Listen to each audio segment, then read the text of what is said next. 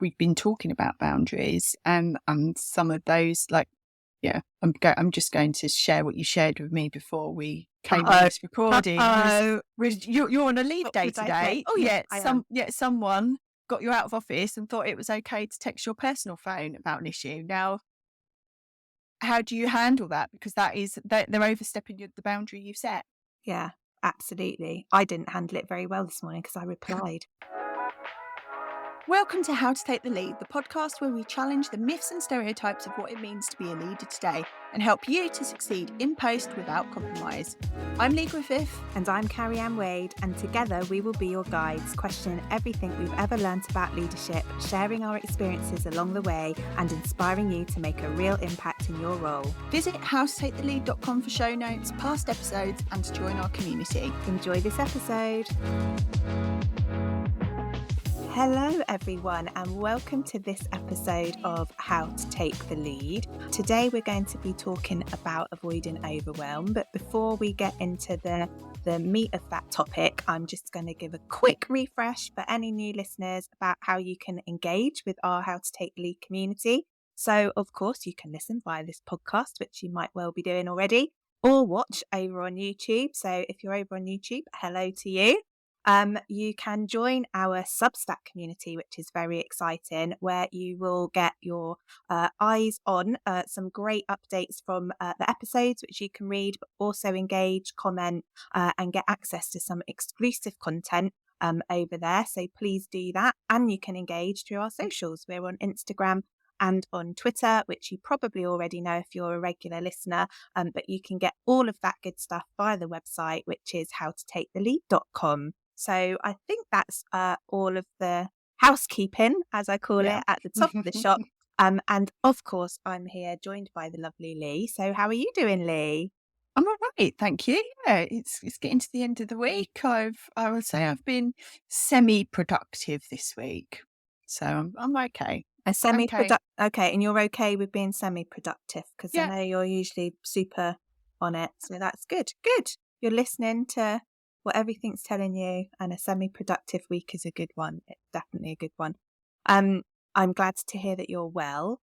And it's interesting that you mentioned being semi-productive because we are going to talk today about avoiding overwhelm. So in an earlier episode, the Leading When Times Are Tough episode, we talked a bit about what it feels like to be a leader right now. And I think it got us thinking and talking about kind of generally dealing with overwhelm, avoiding burnout. I'm going to use the bunny ears. I know some people probably don't like the phrase burnout. And also kind of what you can do to support yourself in some of those situations when things are feeling really tough. And I think we definitely started to think about managing boundaries.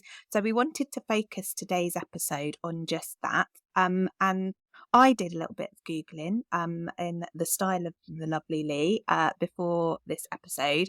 And there's quite a lot of research, as you might expect, out there around kind of stress, overwhelm, burnout in leadership. And a few things caught my eye, if I'm honest with you, that I thought kind of helped to set the scene for this conversation. So the Development Dimensions International Global Leadership Forecast of 2021 revealed that nearly 60% of leaders reported that at the end of a working day, they feel used up. So exhausted, which is obviously a strong indicator of burnout. Deloitte's last year carried out some research with senior leaders, and that research indicated that 41% of senior leaders who took part in that research stated that they were stressed, and 36% said they were actually exhausted. In fact, nearly 70% of senior leaders say that burnout is affecting their ability to make decisions, and up to 69% of executives were actually thinking about quitting because of the impact on their well-being. I think there's some fairly full-on sort of statistics that might indicate how leaders are feeling at the moment in terms of that overwhelm and stress. And we've seen it, haven't we, recently with some pretty high-profile figures in the political sphere stepping away from their roles, basically saying they haven't got anything left in the tank to give to the role. So, yeah. Absolutely. And I think leadership burnout can occur when you experience the long-term stress of your job, or you've been working in what might be considered to be a draining role for a long time. But I also think there's a kind of burnout is there when maybe you feel like the impact that you're expecting to have in your role is perhaps not really coming to fruition. The results that Mm, you want to produce are not really there, and you can feel a bit disengaged and a bit disillusioned as a result of that. So I think we are in agreement that being in leadership positions can feel very stressful. And clearly, it's something that leaders are starting perhaps to be more vocal about now in terms of that burnout and that overwhelm. So, I wanted just to have a conversation about that and see where that takes us today. But I actually, if you don't mind, Lee, wanted to start with asking you whether you have any personal experience as a leader of overwhelm or burnout and how that impacted on you and your wider team. And I know you've shared some of this before, but I thought a yeah. good opportunity to really dig in and find out a bit more about your personal experience, Lee. So we're jumping straight in, aren't we? We are There's no jumping there's, straight there's in. no There's no warming hiding. up. There's no hiding. We said this year was going to be the year of action, that we were just going to go straight in there, get gritty and talk about the important stuff. So no warm up. I've given you the stats. You probably, as are many other leaders, one of those stats, or you have been in the past. So yeah, Mm, over to you to share some of your own experience before we maybe talk about what people can do to support themselves. yeah. Wow. Where do I start? I mean, I think there were probably two separate occasions in which I strongly identified as being in a place of burnout. Um, I think the first time it happened, there was a lot of different factors that contributed to it. So, we were going through a really big crisis at work. It was quite a toxic environment. I'd moved house. I had a health scare. And all those things together were really stressful. And I remember on one occasion, actually going to a hospital appointment, and I was called by my boss at the time to be hauled over the calls for nothing. And I prepped for the thing that they were calling me about. My deputy had been briefed, and was more than capable of dealing with the issue. But this individual purposely called me to make a point and to try and intimidate me, it felt at the time. And I don't know what their motivation was, but it was a result of actions like that from individuals, and um, feeling constantly undermined by people in the organisation and that individual, and then feeling like I was taking a massive burden for my team because I didn't really want to share what was going on. I was working really long hours because there never seemed to be enough time. And I got really sick as a result of everything that's going on. And I'm actually on lifetime medication for that now. And it got to a point where every time the phone rang, I'd feel anxious. I dreaded kind of going into the office. I avoided talking to people. I'd range from feeling super angry about the situation to feeling really tearful. And I didn't feel like I could be open about that and what I was going through at work, A, because of the culture at the time. And I thought it would make me feel even more alienated. And as I said, I didn't want my team to know how bad it was. I wanted to protect them from that. And in some ways, I think I probably protected them too much because they probably either thought I was being OTT or I was failing in my job because I didn't really share some of the stuff that was going through. And that was like quite a sustained period of time. It happened over several months, and as I say, I did get quite ill as a result of it. But I worked through it and eventually kind of pulled myself out through the other side, and things changed in the organisation and whatnot, and I learned how to cope with some of the things that I was going through. I think the second time I then experienced was a couple of years later, and I was in a different organisation, and it was actually what led me to leave the NHS in the end. And I suppose it was because I saw what had happened to me the last time, and I didn't want to go back to that place. Even though I was unwell again, I wasn't managing my health conditions very well. And I wasn't really looking after myself. I had a lack of sleep. I was dealing with new toxic behaviours in a different place, all of that kind of stuff. I didn't have the stress that perhaps I felt the first time. It was more a sense of overwhelm and a frustration and an anger, actually, that was literally chewing. I feel a lot of stuff in my stomach, and that was one where I was really feeling that anger chewing through me, and then that began to turn into an apathy, and I knew if I stayed, I wasn't going to be doing right by myself, obviously, but I wasn't going to be doing right by my team and ultimately the people we were there to serve. So I took a step away, and it's probably, as I've explained on the show before, I kind of went away on a long holiday, and that was the first time I really started to reflect on how I was feeling. And I just thought, this isn't worth it. So came back from holiday, handed my notice in straight away. I wasn't going to get back into that place.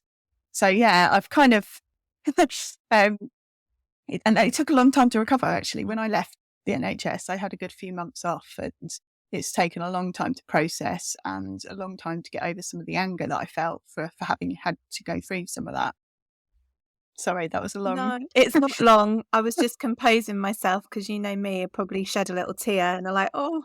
And I've heard you obviously on the show, but personally as well, share your story before, and every single time it still has such an impact, I think. And I think there's something about that second time round, you recognising kind of the signs and making that decision that you didn't want to be back in that space personally because you knew that it wasn't good for you. And I think that's very courageous of you to do that. And there are other people probably who maybe don't even know how to recognise the signs, which might be something we'll come on to shortly. I recognise my privilege as well, that I was able to make that step away the second time. And I recognise that not everyone has that luxury or that ability to do so. And people have to, put up because they've got other commitments or, security and all of that kind of stuff. So I do recognise that there was a huge privilege that played into my ability to step away. Yeah. And it's just, as I reflect on what you say, like so many things that we've talked about in different episodes of this podcast play into kind of your experience, that culture in an organisation and what that's like, toxic behaviours potentially that people are displaying and then having an impact on individuals. And we have talked as well before about that personal wellbeing kind of piece, haven't we, a little bit in various different episodes where, you are a leader, but you also have a life outside of work. And there's something about, how much that overwhelm, stress, burnout is starting to impact on all aspects of your life. But equally, the fact that we're all human beings and we have things going on outside of our working life as a leader that are going to impact the way we feel when we wake up in the morning, because we've all got those other stresses. So you almost can't sometimes always take out like, this is about my role and being a leader and that's what's overwhelming me, but you can't take that away from some of the other things that are happening in life.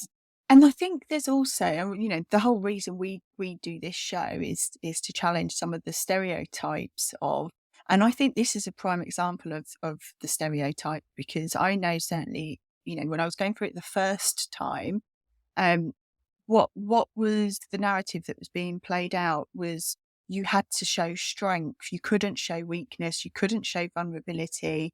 You weren't able to say, I can't do this. You weren't able to, you had to just battle through. And there was, and I played into this, I'm sure I've been judgmental of other people at times when you've seen that they've not been able to cope. Oh, they're not up to the job, blah, blah, blah. And until you're in the position, it can be hard to empathize with that. But there is very much this kind of narrative, and it still exists in organizations. This isn't a historic thing, but there is that narrative that plays out of you can't show that you're, things like what's your mental well-being or looking after yourself. There's this expectation that if you're a leader, you must always be on, you must always be available, you must always work, you've got to kind of fight to the nth degree. And even now I see people on social media who poo-poo this idea of a work-life balance for leaders. There's no such thing. And I think there is. I think it might look different, but there is. And I think that's part of the reason why we are so passionate about showing that there is a different way. It is through our lived experience, but it is also through recognising that we're only going to change cultures of organisations and the way things happen if we start to tackle some of this. Yeah, absolutely. Well, yes.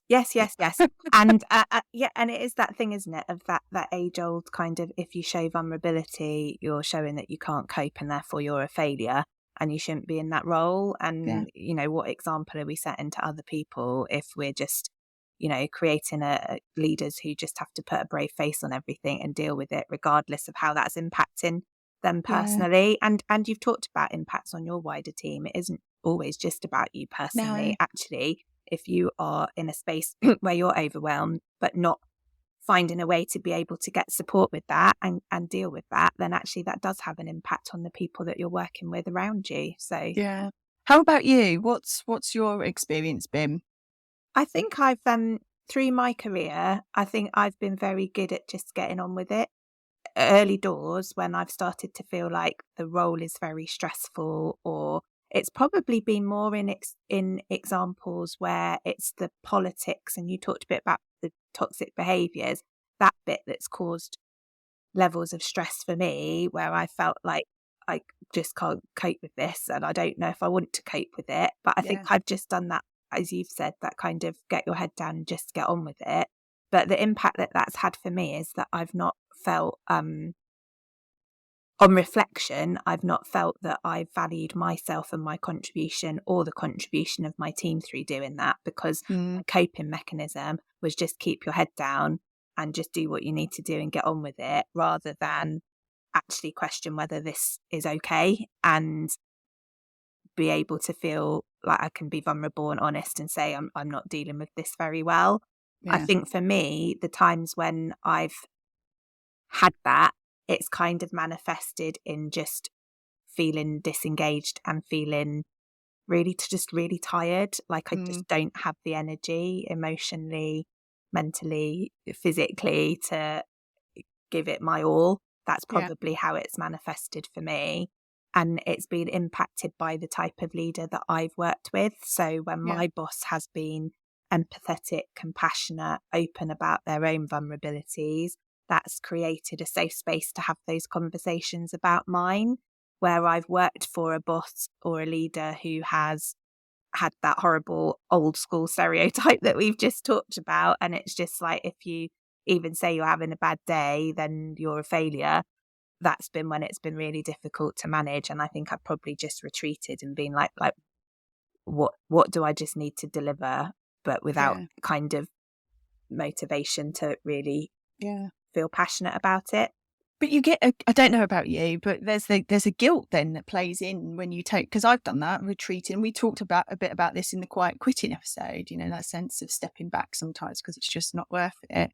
But then you're giving power to the people who are the bullies or creating the old stereotypes. And there's a guilt associated with that, which I kind of, now in my feisty kind of mode, I want to go back and go, right, I'm not challenge standing for it. Yeah. And I did challenge it in the end, in my way. I did challenge it and it didn't turn out particularly well. But, it took a long time and a lot of courage to think to challenge that. And you do realise you do perhaps sometimes, and sometimes you need to do it because you're protecting yourself.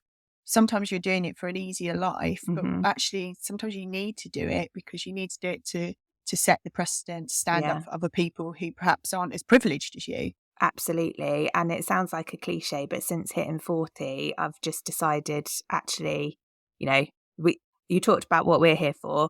It's time to take some action and challenge. And I do feel more confident, whether that's with age, experience, being just too tired of it all, to not speak out and say, actually, it's okay. And the times that I have been vulnerable with my own team or with my leadership team in my organisation in recent years, that's actually had really positive impacts, which can only be a good thing, I guess.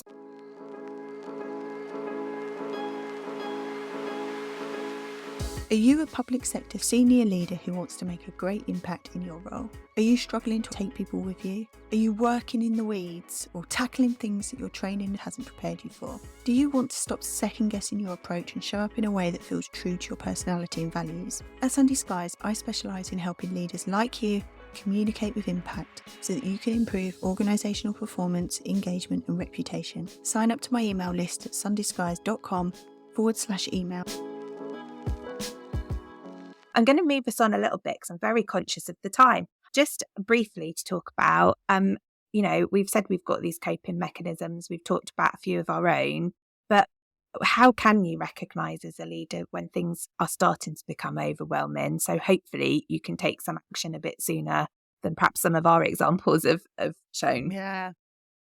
Well, the signs for me were tiredness was a big one. I know I wasn't getting enough sleep because my alarm was going off at 4 a.m. I wasn't getting home until after 8 o'clock in the evening. I was feeling really wired because of that lack of sleep, which meant that I couldn't fall asleep. So that continues to be a big symptom for me, is recognizing when my sleep goes awry. Emotions being all over the place, as I've kind of mentioned, tiredness, impatience, frustration, sadness. Sometimes I almost had an OTT energy because I had that kind of frustration trying to get out somehow. That sense of not feeling in control, that pressure of everything that you need to achieve, the never-ending to-do list, that feeling like you're failing. Everyone wants a bit of you when you start sensing some of those emotions at play. Certainly when I work with leaders now, it's things like they're recognizing they're working too much in the weeds, they're micromanaging a bit too much, they talk about lacking confidence, maybe they're not taking people with them, or people are being lost in the confusion of their thinking because they haven't got that clarity, all warning signs that things are getting out of control. But as you kind of said at the outset, there are so many different things that can trigger that sense of burnout and overwhelm. It is about how satisfied you are in your job. It is your work condition, and the environment you work in, your salary, relationships with people, how valued you feel. So there are, maybe your personal warning signs, but then there can be environmental factors that you need to be tuned into. Yeah, and it's that point you make, you tuning in, I think is the important point there, isn't it? And being able to see early on that some of these things are at play so that you can take some sort of action to either change the course or make a stand, whichever action it is that feels it's important. But yeah, definitely lots of ways that can manifest, I think. And it's just having that understanding for yourself about what that feels and looks like for you as a leader, for sure. So I guess we like to try and share some practical things or ways that people can take action. And for me, I think boundary setting is a really important part of helping you to avoid that overwhelm as a leader, or as anybody, not just as a leader. And it's something that I talk a lot about with people that I work with through the mentoring that I do. The one thing I would say around boundary setting is it takes practice, and I'm not always as good at keeping my own boundaries as I am at telling others to set theirs. But I do think it is an essential thing to reflect on and to start to practice. And Brené Brown, in her Dare to Lead book, says that in the work that she's done over many years, one of the things that she found weirdly shocking, I think I would say, is that the most compassionate people and leaders that she has interviewed over that 13 years, she said, were actually the most boundaried people that she came into contact with. And I think what she was kind of saying is that if we don't set boundaries, we let people do things that are not okay. And I think that is a really important thing to think about as a leader, both personally for you and for your wider organisation and the people that you work with. So I was just interested to get your view on boundary setting and if you see that as an important part of being a leader. Yeah, we talked about this quite a lot in the Quiet Quitting episode, so I don't want to rehash some of the ground we covered there, but completely agree. I think for me, boundary setting is the standard that you set. Your boundaries and how you respect other people's boundaries are really important and says a lot. And actually, I've been having a conversation with someone in my DMs this morning about this exact topic, because if you set boundaries and then you either don't communicate them or you don't protect them, then that's when you can cause problems, because, if you don't respect your own boundaries, why should anyone else respect them? I think that's where confusion and chaos can reign in the how you communicate what your boundaries are. If you give mixed messages and all of that kind of stuff, you create a rod for your own back. And I've been there and done that, so I recognise it. So I think boundary setting is so important, and I do think there's a bit of a stigma attached around boundary setting. I think that people feel either a bit awkward because they've got boundaries. Obviously, there's a stigma, as we said in the Quiet Quitting episode, of if you're young and have boundaries, you're labelled being a snowflake and all of that kind of stuff. And then if you're a people pleaser or you don't like conflict, all of those kind of things can play in around boundaries as well. That was me holding my hand up and confessing. So there's a whole load of discomfort around the notion of boundaries, isn't there? But absolutely, there's part of me that feels like that's why it's really important to talk about them, and even as an individual to kind of reflect on what your boundaries might actually be. Because it almost sounds quite lofty to say I'm setting myself some boundaries, but actually what we're talking about is just doing things that protect you, your time, your energy, make you reflect on kind of the sort of relationships that you want to build with people and what behaviours you would deem to be acceptable and maybe what you wouldn't, and what you might challenge. So I think maybe as well sometimes the term boundary setting is what makes people feel a bit like, a bit weird and a bit awkward. They feel like they're these big, massive things, but really small things can be boundaries. It could be as simple as, I'm not going to have 1 hour meetings. I'm going to keep my meetings to 45 minutes so that I have a 15-minute gap between a meeting so that I can do some self-care, go to the toilet, make a cuppa, decompress after it or whatever, prepare myself for the next meeting. That's a boundary. Yeah, absolutely. And I think that's a really good example. And I think it's important that people reflect on the practical things that leaders can actually do in terms of boundary setting. And some of that's actually just to consider what are the important boundaries to you. And I do an exercise with people who join the Thrive programme around boundary setting, just to get people to reflect on what's important. And we have the start of 3 sentences, and then actually there's time to reflect on what the end of those sentences might be. And it's things around like, people may not treat me, whatever that behavior might be that you're not going to accept somebody treating you like, to protect my time and energy. It's okay to, mine would be not respond to emails straight away. Because I think there's an expectation, that leaders will behave in a certain way in the workplace, and actually it's up to you to kind of set the tone for how you are going to behave and what those boundaries are. So have you got any practical tips around leaders actually putting boundary setting into practice, Lee? I mean, as you say, there are so many different ways in which a boundary can manifest. So it could be what's your approach to meeting with people, how you have protected space, whether you take a lunch break. I know leaders who say, well, I'm going to take my kids to school 3 days a week, so I'm not going to come in at the crack of dawn, even though that might be expected of me. Or certain people will make sure that all their team take a lunch break. That's quite boundaried. It could be the types of things that you get involved with and don't get involved with. So it could be around just being really clear around some of your standards of, this is what I deal with at this level, and I'm not going to get down into the weeds to work on this project or that project. So I think there's lots of different ways in which you can establish your boundaries. It kind of depends where I like to align it a little bit to your strategy and what you're trying to achieve and how it fits with your personal life and all of that kind of stuff.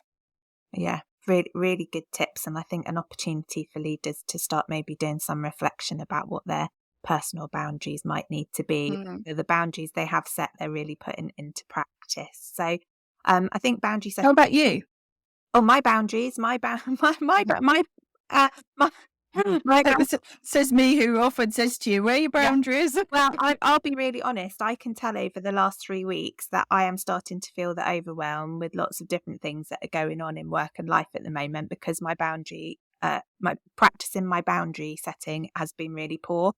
And actually the fact that my accountability buddies like you actually message me and go, it doesn't feel very boundaried, is a sign for me that perhaps things are feeling a bit overwhelming for me at the moment, and that I might need to take some action around how I can start to manage some of that. So that's quite an interesting reflection for me at the moment. But for me, over time, I think my boundaries have been partly about how I protect my own time and energy and resource, partly how I protect that of my team, but also a lot more, I guess, because of personal experience around behaviours and what behaviour I deem to be acceptable in the space in which I'm working as a leader, and whether I can role model the good behaviours and check myself when I'm not. But equally that I feel that I can challenge those behaviours in other people when they're starting to have a negative impact. So for me, that's kind of what's been important in terms of my own sense of like stress and overwhelm in the workplace as a leader.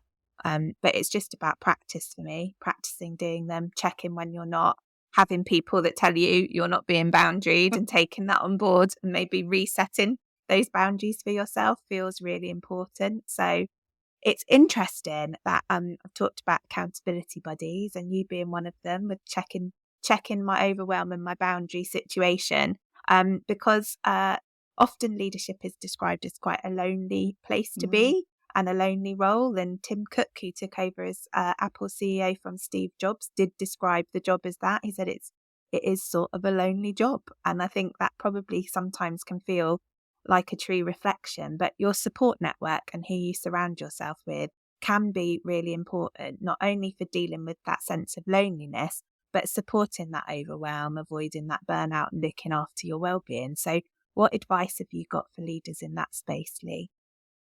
I think, I mean, we've talked before about your support network and being able to, and it feels such a dry a way of assessing your relationships, but being able to categorize people of what is their value adds to be in that support network for you. So for me, I look at who are those people that are in my safe space. So the people that I trust, that I can offload to, but that will show me maybe that tough love if needed, or might give me a different perspective or share helpful advice and guidance. That's a really important facet in my support network. When I felt overwhelmed and struggled with that in the past, obviously the role that my friends and family have played to that, but also just identified who those work colleagues who kind of got me, or people who would make me laugh and I could just go to, and people find black humor, don't they, in dark situations. And there were definitely a couple of people that I've worked with in the past who would be relied on to, I could go and we could just get really sweary and just take the mickey out and laugh it out. And I needed that as much as I needed someone that would perhaps give me a more pragmatic approach to dealing with a situation. And then I had my coach, that they were incredibly important to me when I was going through some of this stuff, because they were my ultimate safe space, and I was able to explore and I could tackle some of that really tricky stuff that I just couldn't verbalize anywhere else. So it's about recognizing, it doesn't need to be a massive group, but it is about recognizing who are those 4, 5, handful of people that serve some kind of purpose, and recognizing the purpose you serve for them as well, because it's a two-way street, isn't it? Yeah, absolutely. And it's interesting you say about your coach being really important, because I found the same, but also I have found that at times when it feels very overwhelming in the workplace, when things have got quite stressful, it can be the things like your sessions with your coach that get deprioritized. Is that the right word that I'm using there? Yeah. Because you feel like I haven't got the time, I can't take X amount of hours out of my day to have that coaching session, for example. So you kind of don't do it. And actually, it is really important to protect that time to have that input and those conversations, if that's what really helps you to manage that overwhelm. So again, and maybe another signal, if you're thinking, I haven't got time to have my coaching session, or, you know, I need to move it, or, you know, people who are part of my support network have asked to catch up and I'm not making the time to do it, that actually that's the time when you really need to do it. That would definitely be my reflection. I think your support network, though, is only one part of that well-being piece that you need to take care of when you're a leader, because I don't think you can put all your dependency on a support network. You've got to find other ways to manage that. So we've talked a bit about that health and well-being piece. So for me, it's as much about what I eat, my exercise. I started journaling, and I find that quite a therapeutic way to offload some of my thinking when I'm feeling particularly stressed or troubled. My sleep discipline, you know, not compromising some of those things have been really important. And I discussed that. I had a session only a few days ago where we were discussing some of those things that seem to be the first to go out the window when things get troubled. Yet, if you're not looking after yourself, you're going to be of no value to anyone else. I made friends with people who were teachers at my classes at the gym, for example, and they didn't know what I was going through, but they created that sanctuary that I could go and switch off and all of that. They were part of my support network, and they didn't even realise it because I was taking responsibility, that I had no burden on them, but they were very much became part of how I was managing my situation. And I think self-management is really, really important. And we often overlook that boundaries is one part of it, but it's how you organise the way you work, how you stay on top of what needs to be done, and have a process, I suppose, of offloading all those worries and the niggles. And I've worked with CEOs who would be up in the middle of the night just worrying about all the stuff that they'd have to do, and writing massive to-do lists, or sending email, getting in at crack of dawn and sending emails to everyone with everything. And we went through a really simple exercise of just setting up a Trello board between them and their PA. The only reason I laugh because you are the Trello queen, so I'm like, why am I not surprised? But this Trello board was this place that became a really clear line of sight of what was happening in this chief exec's world and in their office. They didn't have to bombard their kind of PA with loads of emails or all hours of the day and night. They could look on Trello and find an update for that piece of work or whatever. They could also log a query if they didn't find the answer there, and the PA would go in and answer it. And also having it all in one place created this real clear line of sight between the two of them around, well, what are the priorities? This is all the stuff we've got on. How do we prioritize it? And how much work have we got on our plate? You know, part of that thing of managing your time blocking, all of that became easier once you get a clear line of sight of everything that you've got on your plate. There's a lot of plates there. I'm also going to say other tools are available. To a Trello queen, there are other tools available if Trello is not your bag.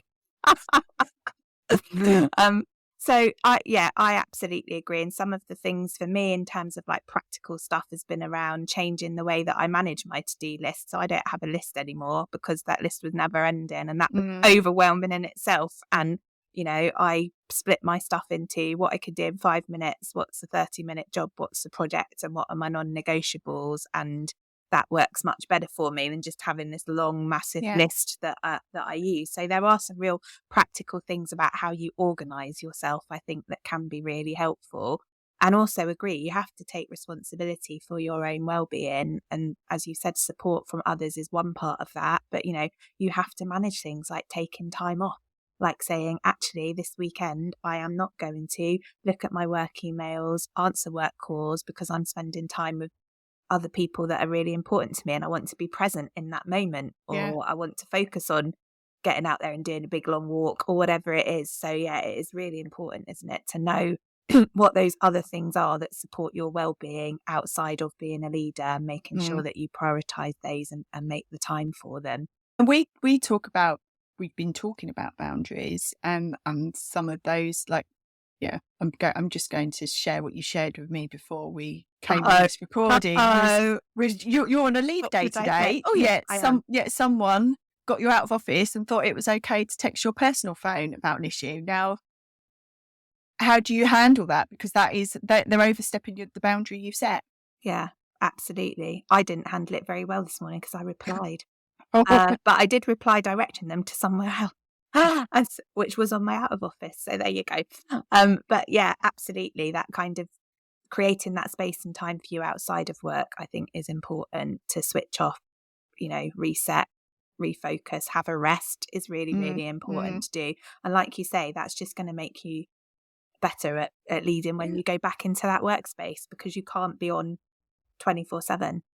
And recognizing, so one of my biggest learnings, and we've talked about it in the introvert extrovert episode, as an introvert, I need time to recharge my introvert battery. That's become part of my planning now. I wasn't great at recognizing that when I was in my corporate role, certainly not in the earlier days, but towards the end I definitely was. But yeah, recognizing kind of the type of person you are and what you might need, and not just assuming that you are the same as any other person. So I'm conscious of time. This episode has run away with us. We could talk forever, couldn't we? Forever about this, but hopefully people have got some useful kind of prompts and things to reflect on from that conversation. But as always, we like to end with some top takeaways. So what would your top takeaways for leaders today be if they're feeling a bit overwhelmed by life as a leader? I think if you're in that place at the minute where you're in the spiral of feeling overwhelmed, it can feel really hard to work out how to extract yourself from that and to do something about it, because you almost don't have the time or space to tackle it. And we've talked a little bit about that already. And that almost then perpetuates the issue, doesn't it? That carries on. So I think the best thing you can do is just start somewhere. What one thing could be changed, could be better, and be ruthless in, I suppose, questioning the value add to create the space to make that one thing happen. So it might be, right, I need to find an hour today to figure my shit out. So looking at my diary, I'm going to be really ruthless. Do I need to attend every one of these meetings? Are there things that I can ditch, delegate, defer? Should I be doing this? Is this at the level that I'm adding value, or can someone else pick that up? I bet you 90% of the time you can find an hour in your day. You've just got to be, you've got to be honest. Not everyone needs you all the time. So sometimes it's about what you're going to give up to give yourself something. Absolutely. I would agree. Prioritize your needs because they are important. Is definitely part of that, isn't it? Find that hour if that's what you need. So, yep, I am absolutely all, and I'm loving your ditch and delegate, defer. I think that's a really good approach to take to things. And for me, I guess slightly longer term, I would just suggest that people start to reflect on what the signs are for them personally when that overwhelm's starting to kick in. So hopefully they can recognise that earlier. And have a think about one or two things that you can do to step outside of that space, whether that's going for a coffee, planning time to spend with a person that's really important to you, may or may not be part of your support network, booking a break, whatever it is that you need to do, get outside, go for a walk. Just make sure you know those couple of things that give you that opportunity just to breathe, reset and reflect, I think would be my top takeaways. So I'm sure we'll revisit some of this in other conversations because it feels like a space where we've got a lot to say. And there's a lot of evidence to prove that leaders are being really challenged by this sense of burnout and overwhelm at the moment. So hopefully that episode was helpful. Please do share it with other people if you think there's somebody who could benefit from listening or watching. Leave us a review or a rating if you so wish. And until next time, we'll see you shortly.